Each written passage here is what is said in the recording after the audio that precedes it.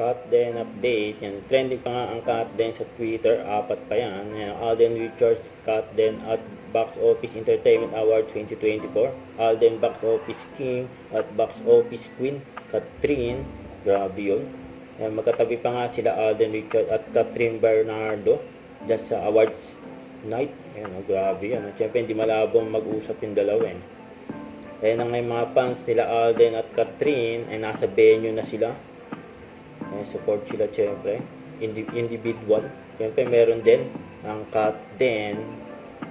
Support ang mga fans ng Katden nandyan din sa venue. All out support. May naabangan na nga si Catherine, no? Tapos may flowers din ang Katden kay Mami Min dahil nga Mother's Day.